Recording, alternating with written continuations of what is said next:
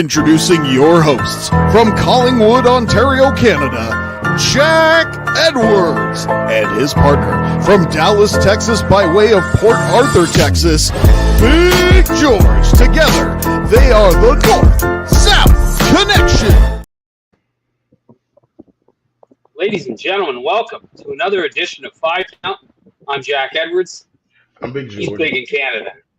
Of course, big in Canada. Your favorite gold mouth gremlin, all that good stuff. The gold mouth gremlin. Well, ladies and gentlemen, we come here tonight to talk about a really big topic that a lot of people seem to be interested in, is the WCW Heels of the 80s and 90s. But let's kick it off, unfortunately, with one of, a great heel, great babyface, a legend in the wrestling business, Sid Vicious. Died Monday, I believe. Psycho Sid. Yeah, and I just shared a story about Sid last week. The video I shared where he was I met him in Brantford in 1995. But like, what a look, man! Like, nobody had a better look than Sid. Like, if you ever talk about the top 5 looks in this business, like, he's got to be one of them, because nobody looked like that guy. He was just ridiculous. He had the size. He had like everything that Vince McMahon wants as a superstar. Psycho Sid was, and he was very, very great in the ring. He was also like, he played into his character really good. He really did, his good due diligence as far as being the psycho version of himself. So I think that's one of the things that you kind of have to attest to him. Like, he never broke character as far as being anything else. He was what he was, and he has one of the most gruesome injuries that you can actually watch on YouTube. But at the same time, I mean, to know that he came back from that is just astonishing within itself. So, great career, great champion. He had he held the top titles in 2 companies. So I think that was actually top. So.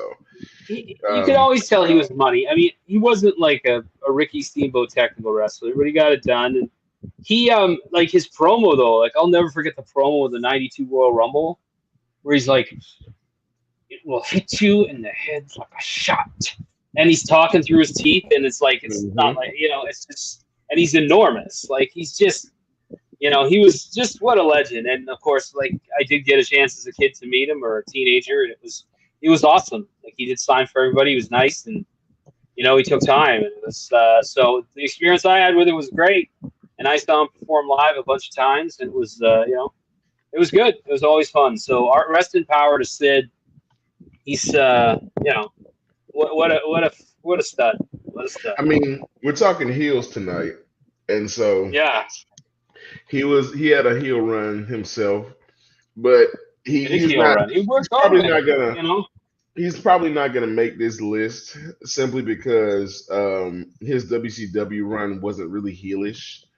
He was kind of one of those babyface kind of, everybody kind of babyfaced him. So you watch, like, from the moment he got there to, like, even during he got a huge reaction every time, because it's like, what else are you going to do? You just, like, ECW got that real babyface reaction, but, like, he was a babyface. I know they played him as a heel, but and I know he was scary. Like, 12 years old with Hogan, But even then, I started thinking, Sid's, like, I remember Sid from WCW. Sid's awesome, like, because he just had this look, and he had a power bomb, and that was it. A great promo. Absolutely. So, like, I love Sid, and I always thought he was I always thought he's just a legend. What a legend.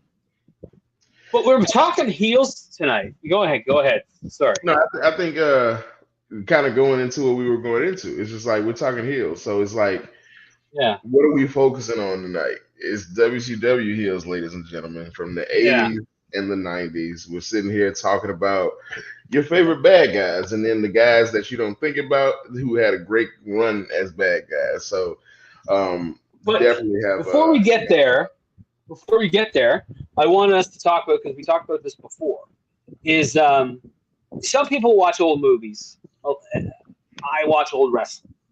So this week, I know George is always watching old wrestling when he can, in between like work and everything else.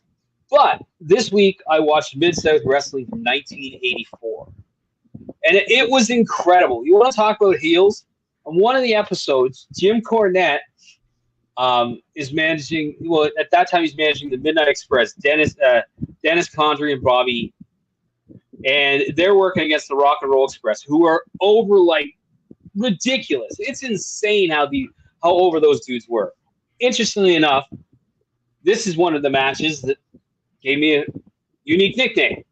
But like you could see why they are the most like just it's amazing. It's unbelievable. The reaction of the crowd. It's so genuine. It's like a primitive setting, so it's just like two camera shoot.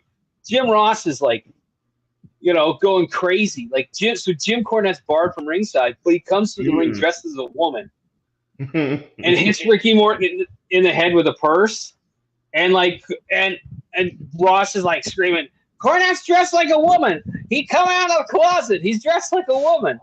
And oh no. But it's just like, it's ridiculous. And it's just like everything, all these amazing stars, like the Junkyard Dog, Magnum TA, the Midnight Express, Rock and Roll Express, Hacksaw Jim Duggan, all these dudes in like when they're 30 years old and, young, and like, it was so cool to see.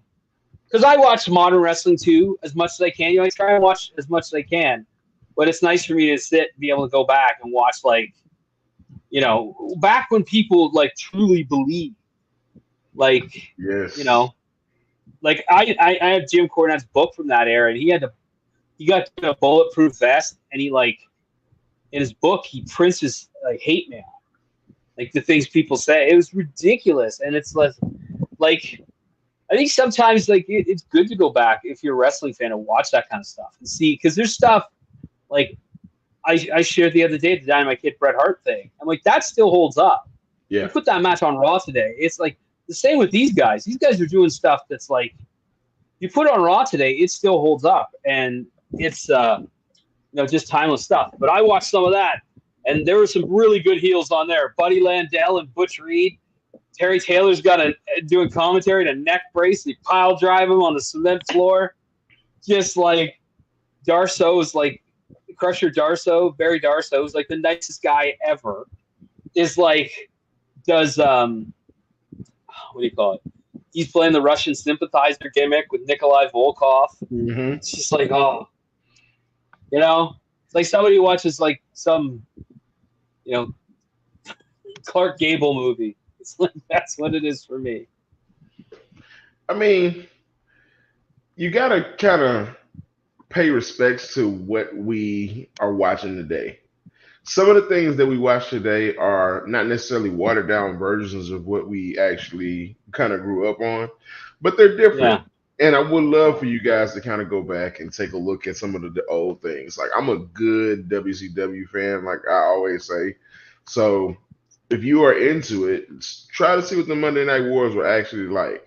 I would definitely take a week and just kind of see, one episode from one show and one episode from another, and just kind of compare them and see what the war was really about. Like things like that. Like go back and see how Hulk Hogan actually built his empire and how Ric Flair became one of the biggest of all time and why people say that. Like you got to understand why people actually feel like some of your favorite wrestlers now have wrestlers that they have in their top 5 or their Mount Rushmore that you don't even know what they look like or even have seen their craft and how they actually work. So take some time to go back and look at some of that stuff. I think that's actually very, very useful. I think that's one thing that the WWE is really good for, being able to kind of go back and see some of yesteryear and, kind of take in some of the things that we haven't seen in a while. So, and like I say, some of the rules were different too.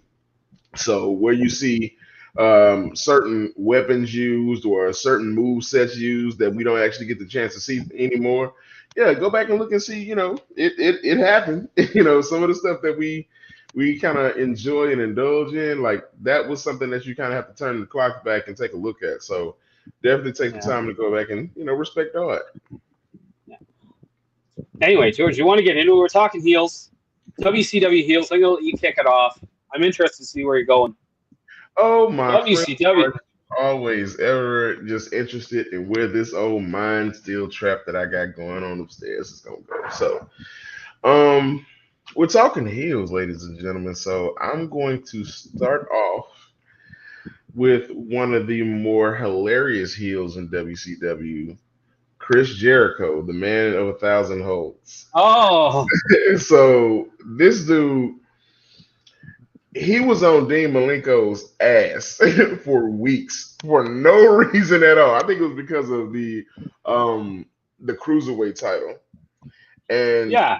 they were going back and forth about the cruiserweight title, but Jericho made that just an absolute hilarious, slap in the face. Like he would do wild shit, like come out with a long ass list and just read off all the holes he can do that Dean Malenko couldn't. Like he was out there trying to embarrass that man for no reason, and Dean would be pissed. He would come out there and try to choke the shit out of Jericho, and Jericho would be out. But that was just some of the things that Jericho was able to do in WCW that made him real big and made that jump when he made that jump, even better because he was doing a lot of good heel work in WCW. Some of the stuff that WCW was doing before WWE, and I think that's where you kind of get a little bit of the lapse. You got a little bit of everybody kind of just going into the whole WCW was almost never as good as WWE. Well, that's not necessarily how that kind of works. It kind of just goes by some of the talent and who was able to kind of work that time. So, I gotta say, I'm starting off with Chris Jericho as one of the top 5 members right now. Yeah, that was my favorite Jericho version. When he would the Slamboree, when he did they had the Cruiserweight Battle Royal, and he came out and introduced everyone. He's gonna rock till he drops. Yeah, Yeah. and then he was like, it was funny. And then, but at the end, he got his ass kicked. Like Dean Malenko came out under the gimmick, and bing bang boom. But yeah, that was definitely good. That's a unique pick. I have no problem with that. That's a nice little pick. Anyway, Yeah, next I up. be able to argue with it. Yeah, that's a good one. That's a good one. I mean, like he was great then. So now it's your turn. We coming out with these WCW heels, and I'm pretty sure you're gonna take us back because you are like the almost the '80s specialist out of us too. So you're gonna dig some of your favorite '80s, heels out of there. So come on with it. Give me what you got. All right. Well, I'm not going '80s, but I am going '90s, and okay. Ravishing Rick Rude has to be on the list. Oh my God. Kareem has been waiting on this moment since we debuted. So he can have there's a video that sums it up. So Rick Rude, I loved Rick Rude. It was around the time I started watching WCW. It was around 90, 91, maybe a little bit before, but we got TBS. 1001 1004. He was 1004, something like that. Yeah, 3 more holes. Wow. Yeah. So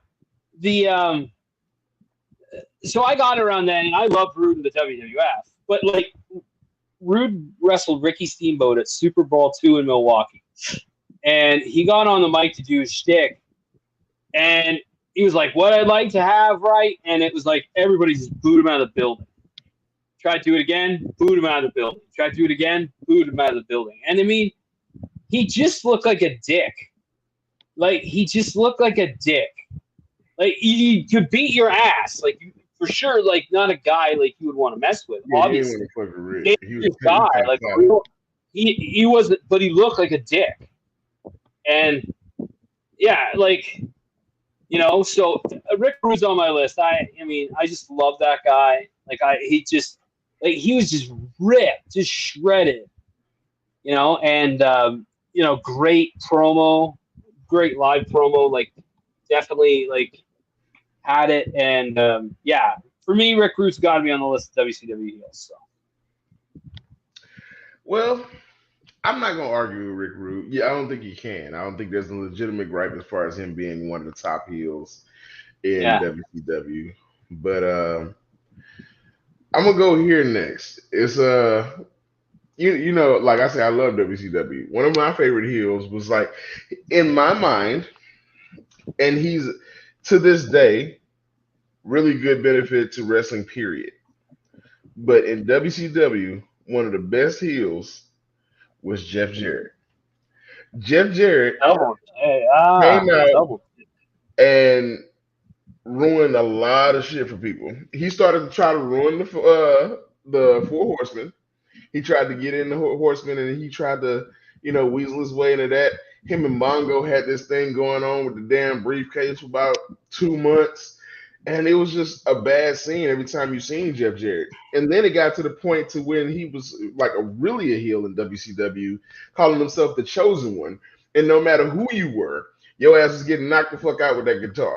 Men, women, children, midgets, baby, it didn't matter. Your ass was getting struck out with that guitar. And he had like a finishing move, the stroke, which was one of the more innovative finishing moves at the time. And like it just kind of went with who he was. Like you say, Rick Rude looked like he could be a dick, but Jeff Jarrett was a walking version of that. So I love Jeff Jarrett. Yeah, I love that pick. Jeff Jarrett's great. Like he's awesome. And the thing is like WCW, they had the Horsemen, and they were trying to make Jeff Jarrett kind of like a baby face, but like Jeff Jarrett to me, he was automatically. Yeah. I can never like if you get a parent like I don't know Jeff Jarrett, never met him, but I've had people who have met Jeff Jarrett, hung out with Jeff Jarrett, said he's just a first class guy. Like that's everything you hear. But like as a wrestler, I always wanted to hate that guy. He just always seemed like he had that dick heel factor, and I like Jeff Jarrett. I think he's a great pick. I think he's a guy that a lot of, and like you said, did so much. Like I mean, like again, started a company, which is the ultimate give back. Mm-hmm. It's like AEW. Say what you want about Tony Khan, but I mean, he's putting his money out there and he's employing people, and whatever you think of the product or not, he is. And Jarrett did that, started TNA, which still exists. But as a heel, definitely come out. He's just like, but Slapnuts was funny. Like that was funny. Like it was hilarious. It was hilarious. Like that was really good. So, definitely Jeff Jarrett. So now that Jeff's on the list of this WCW Heels, we gotta start. And I'm gonna tell y'all for disclaimers, don't look for very many NWO members because that entire faction would be on this list if we could do it. It'd be Hall, Nash, Luger, and then Hogan, and that'd be something that wouldn't be very interesting to watch. I mean, everybody knows who the NWO was and how much they actually. Yeah, we don't have to talk about who's already on top. Just like Ric Flair, he doesn't make this show; he makes another show. He's just too goddamn good to make this particular list, and there'll be reasons why. And guess what? We'll explain those reasons why in that other show. But John, it's your turn. Go ahead and give me another heel. All right, Vader. Gotta be Vader. It's gotta be Vader because for me, one of my favorite WCW periods is when the Vader and the program he had with Sting, and that was just like Vader was because he is such and I know we're gonna do Monster Heels coming up, and Vader might be included on that list too. But I think when you're looking at WCW as a whole, and kind of to me, he's got to be there. Like he's such a good freaking wrestler. Just for a guy that size to move like that, but he looked you never wanted to get close. I always looked at wrestling. You want to watch it on TV is kind of like how would it be? Like I'd never want to get close to that guy. And I love that Harley Race was with him. The White Castle of Fear was like the most ridiculous idea ever. But he was very good. But he was good babyface with WCW. Yeah, Kurt Hennig. We had him on the last show. But I gotta include Vader, man. Like he had that, and I love these with Harley Race, the whole package. And he had some good matches with Ron Simmons. He had great matches with Sting. He was, to me, with that era for like a few years. He kind of was the top guy, and so I got to throw Vader on the list. Okay. Undisputed. I think that's a great pick. I think what we have here is the final slots where we both have to submit a name here. And I think this is where it gets interesting because I'm kind of curious as to where you go and then where I go. Because, of course, me personally, I'm like this. I don't think you can include Heels without including this man in WCW, and that's Eddie Guerrero.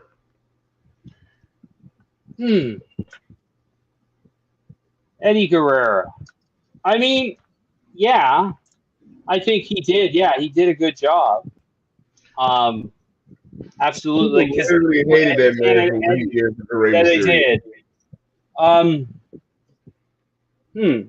Like from a talent perspective, there's probably nobody better on the list, but I have two names I'm trying to decide between both of them. So I got to go with my gut on this one.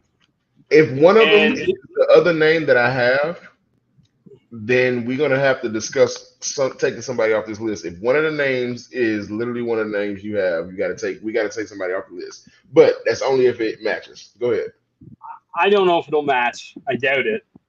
But I can include it. Like, I don't know where else I'd include him, but like, it's hard for me to not include Terry Funk on a list of the great heels. I mean, he didn't have a long run there. He had a couple different runs, but like, and I know he's babyface later, but like his stuff with Flair was just classic. And he was just such a friggin' believable heel. Like, he looked nuts. And, like, he had the line that I can't make people believe wrestling is real, but I can make them believe I'm real. And when he pile drove Flair, and that was the big money angle. That did a lot of business. The best pay-per-view maybe that they ever had was the 89 Great American Bash. But I just look at it like, respect to Eddie Guerrero. Like, I mean, but for me, Terry Funk has to be included. And I just don't know where else we'd include him in terms of heels. Like, he didn't really fit in the WWF, but I'm like, his stuff with Flair was so good, and he was so good as a heel. They did the plastic bag angle where he put the bag over his head. Yeah. Just like, I mean, and people like called in and were like, "This bullshit. What the hell's going on?" And it's like, this Terry Funk one did. So for me, it's Terry Funk, but I will listen to an argument. So this person more likely is going to make the honorable mention list because this is the other person I had other than Eddie was Raven, literally Raven. That's a good one. That's literally my other pick because Raven, quote the Raven, nevermore. I mean, you had a group of flunkies that you had walking around who you would kick their ass just as much as you would kick anybody else's. Every match had that huge ass stop sign in it.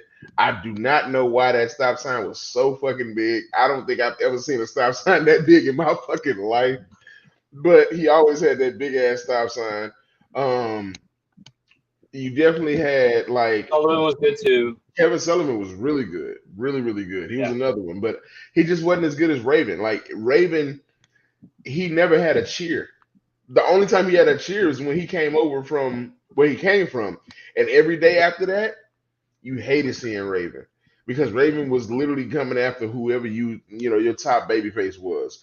When he went after DDP, when he went after certain celebrities that people actually really love throughout history, like Booker T. I mean, come on, Raven did it all. So I can see Raven was really good. So I had another name too. That, like, in addition, I had another name in addition to Terry Funk, and I'll throw it out there. Maybe the honorable mention, but actually, let's get this solved. I'm not going to complicate the waters. So we have Raven, Terry Funk, and Eddie Guerrero. Do you put Raven and Eddie Guerrero over Terry Funk? I put Raven in over Terry. I wouldn't put Eddie in because, of course, he had the cheer factor a lot of the time, especially when he did his LWO work. Even though people were like, not really in on it, but they did it because of Eddie and some of the superstars who were in that faction. But, he did a lot of that. So here's why I'm going to argue Terry Funk. Because Terry Funk's best stuff is from the 80s, and I think we need an 80s person on this list. Valid? Because it's all 90s. But hold on. So would Vader consider 90s? Jericho, Rude, Jarrett, and Vader are all basically.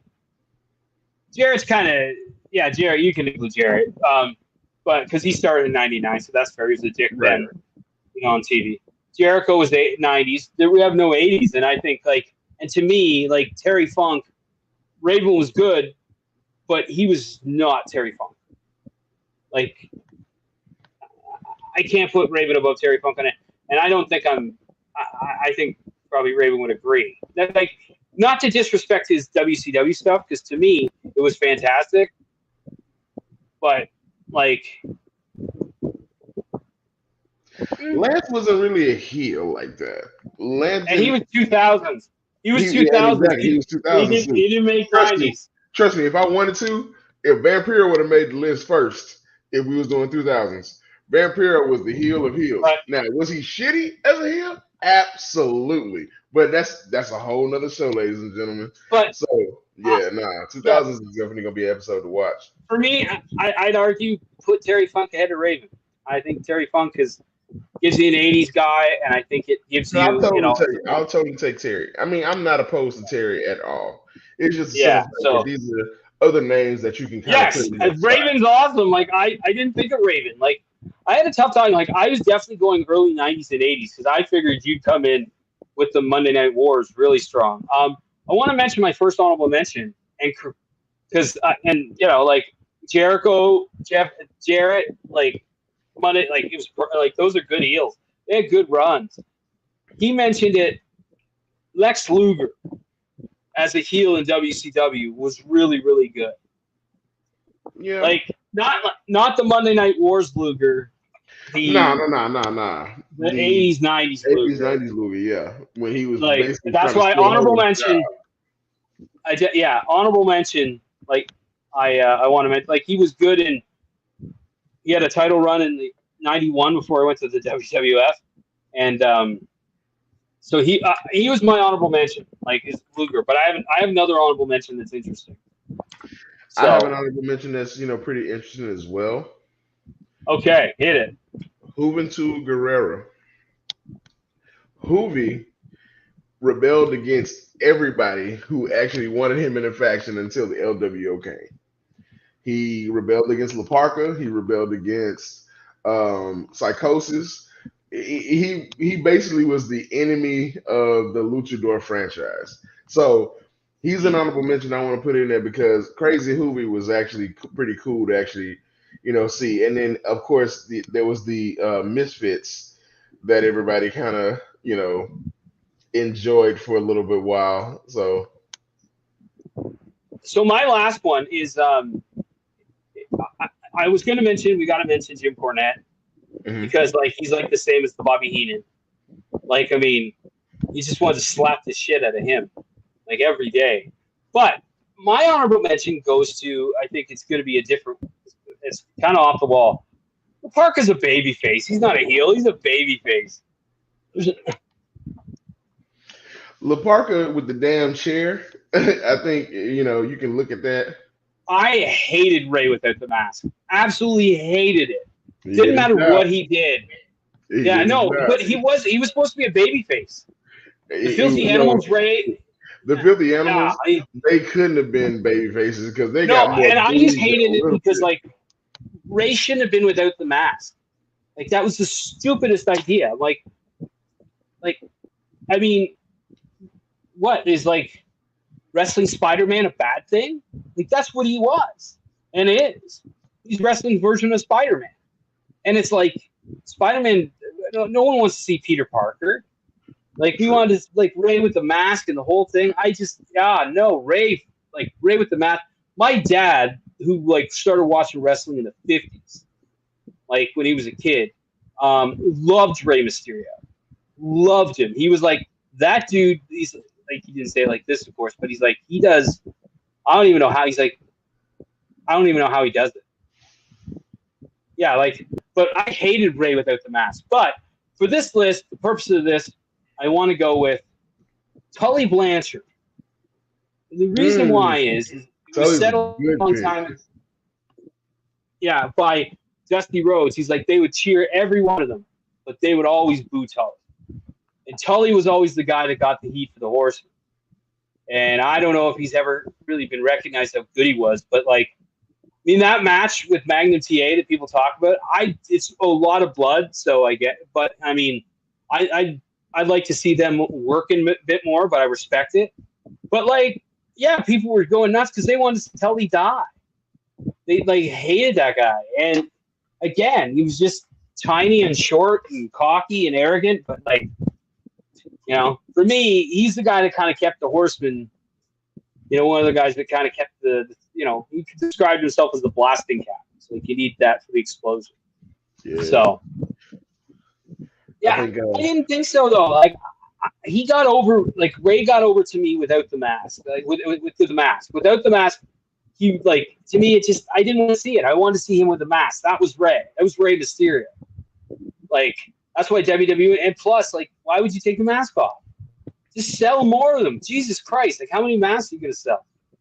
Paul Orndorff, yeah. Like, I mean, that's a good one too. Yeah, you know my affinity for Paul Orndorff.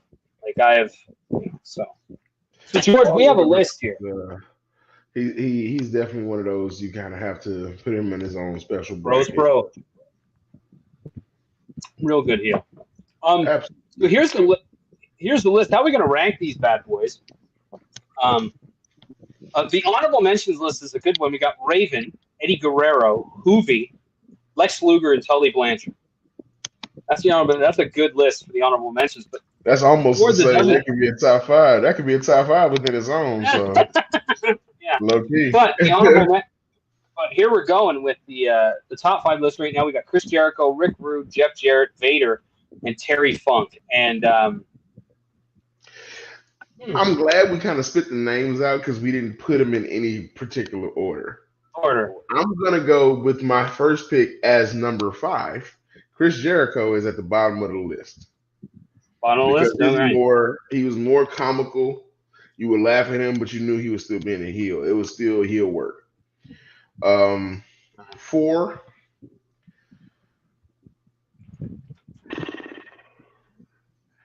I don't want to put Vader at 4. I feel like he's much higher than that. Vader's not 4. I would put Vader at like 2. Yeah, I got Vader.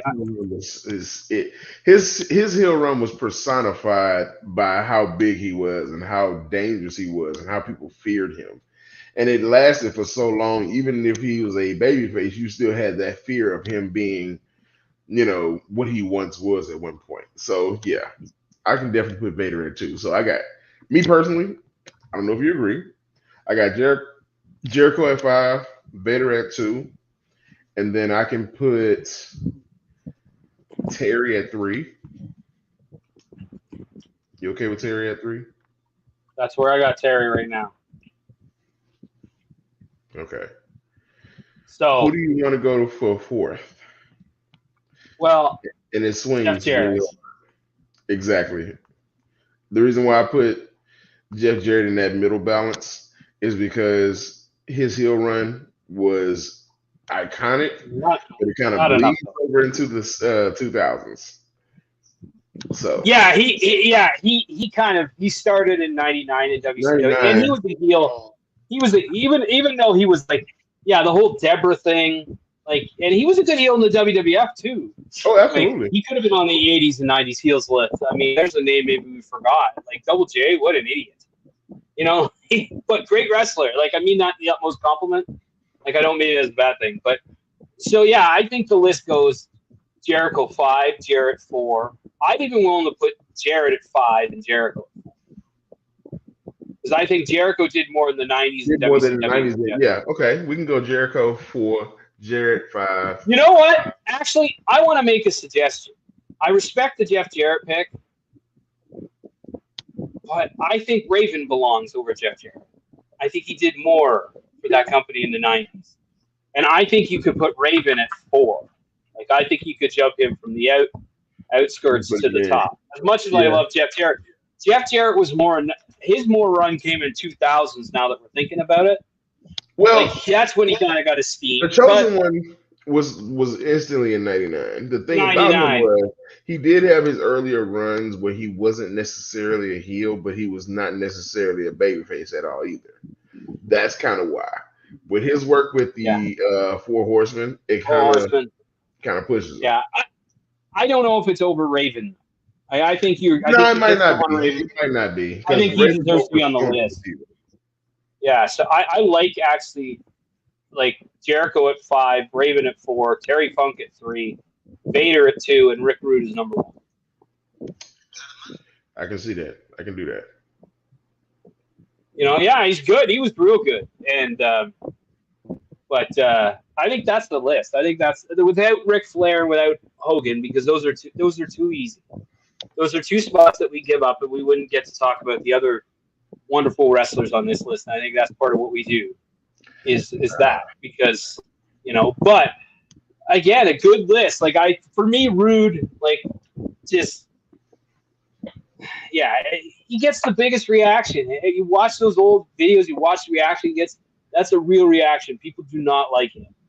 And he was believable. Like, he was a believable heel. Like, from what everyone says, he was a real man. He was a real tough guy and a legit tough guy. So, and I think you're looking at some of these, like, I mean, who are, you know, a couple of these guys who are real legit. Like Vader looks like, I mean, Paul Orndorff, obviously. Didn't think so. But again, like, I think that's a good list. You know, like, and these are the kind of guys that, like, when you think of when I think of WCW, I think of a lot of these guys because they're the ones who maybe weren't always drawing the money, but they were entertaining to watch. I would like to put this man as an honorable mention, even though the honorable mention list is getting pretty heavy. And I know we said no NWO guys, but these 2, they're not in the. I wouldn't say the, you know, the elitist of the. You kind of could, but Big Papa Pump, Scott Steiner, and then Buff Bagwell, because Buff Bagwell was one of those. Buff here, I would listen. I like Tully on the list, the honorable mention. I like Luger. I like Eddie because I remember people chanting Eddie sucks, and the whole thing with Chavo. Yes. That he did, yeah, you know. But Hoovy and Jarrett, I'm willing to put Steiner over, you know, one of those. Easily. Yeah. Bagwell, here's the thing, though. When I was in high school, with all my friend group and everything, Bagwell was a babyface for me. Bagwell was over. So I have a hard time putting Buff Bagwell as a heel. I know he deserves to be on there. And I would definitely. Hell no. Him and that bullshit ass. But for me, it was a baby. I was 18. I was 18 years old. And he was like, yeah, Buff's the stuff. But for this purpose of this, yeah, like there are a lot of people who hated Buff Bagwell. So Bagwell. So I just did this whole thing about Jeff Jarrett. We just booted his ass off the list. We might but have like again, like, you know, but Scott Steiner, yeah, like WCW Heels. You know, like Big Papa Pump was created there. So. Yeah, Big Papa Pump, and it was in '98 when he turned on Rick, and he would never wrestle him, and you know, like the whole thing. It was great. It was good stuff. But like, he's different though because he continued on. Like, I never really think, even though he's an NWO guy, I don't think of him. Like when I think of the NWO, I think of like Hall, Nash, Six, Hogan, like anything really after that. Yeah, guys like that. But like, you know, I more meant Hogan, like Hogan, Nash, and Hall, like. Because there's 3 names we take up the list. Like we only have a finite amount of people, but that just changed the honorable mention list to like Scott Steiner, Eddie Guerrero, Buff Bagwell, Lex Luger, and Tully Blanchard. That could be a top 5 list. Like, so, man, I mean, so the heel run's going to continue. Where are we going next week? We got WWE 2000 to 2010. We got cool heels. We got monster heels.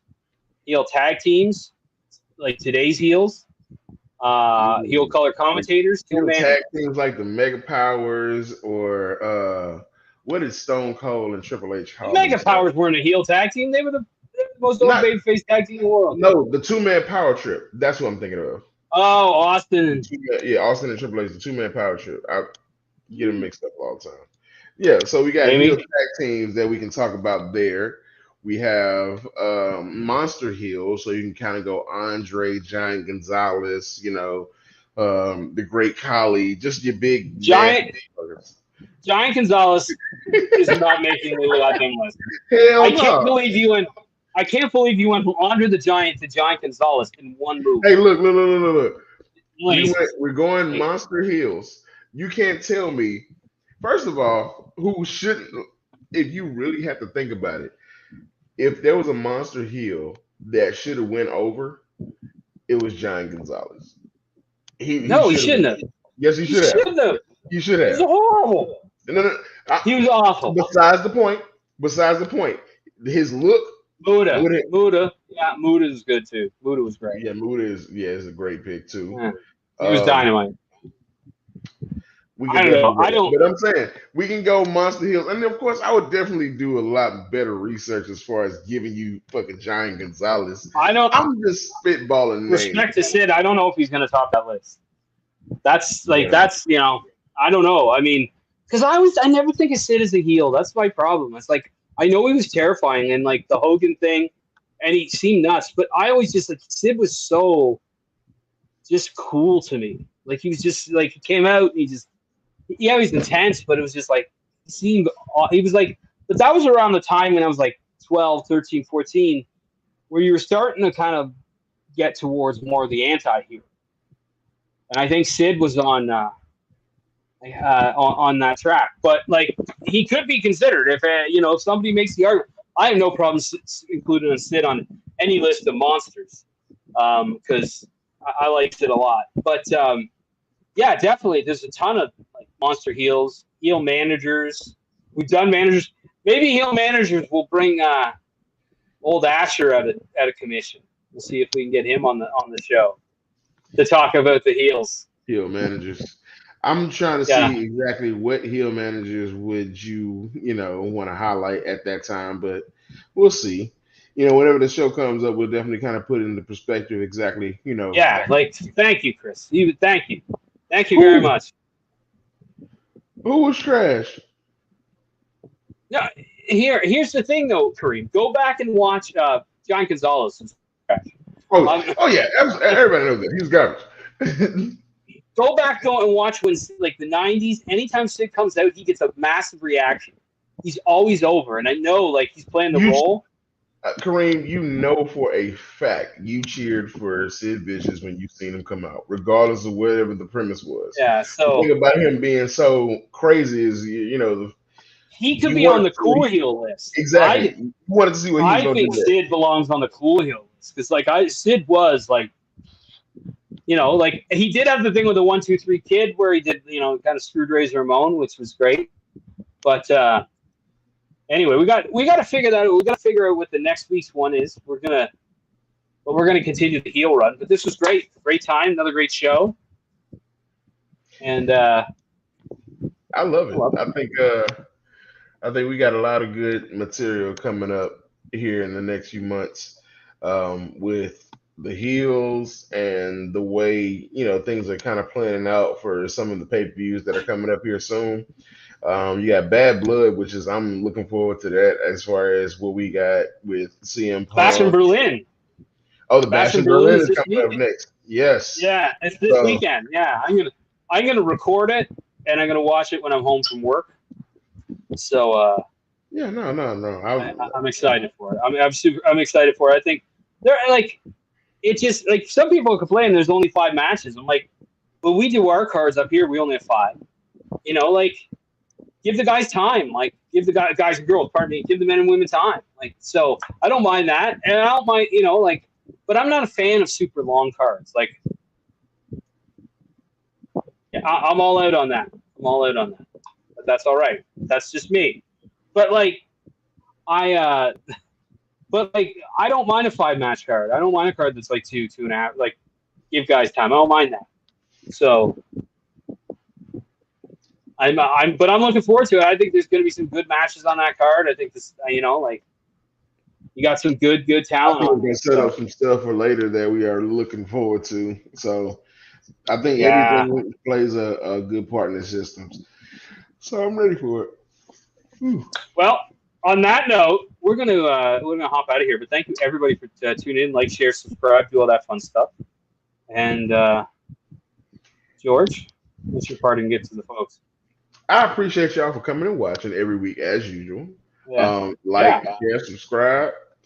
Some of the heels that we didn't mention, go ahead and throw them on there, tag them. Yeah, let us we always know. like to see what information that you guys can provide. Can you do a better, analysis of what your 5 favorite heels are, and let us know if we forgot somebody. So, of course, like I say, I'm always up for good criticism, and everybody's always kind of giving us a little bit of, nah, this person's better, nah, this person's better. Okay, let us know. Heel factions is a good a good topic, actually, because I know Put on a the lot list. of good heel factions actually. We already do. We did factions though, but like Mhm. you could almost do heel factions in like different eras. To be honest with you, like the WWF in the '90s had like 3 million factions, and WCW had 15,000. Had a bunch too. Yeah. So you could do that. That's the list. We'll think about it. But yeah. Anyway, thanks everyone for watching. We really appreciate it. And like another good list. Everyone have a good week. We'll see you next week. Don't you dare miss it. Peace.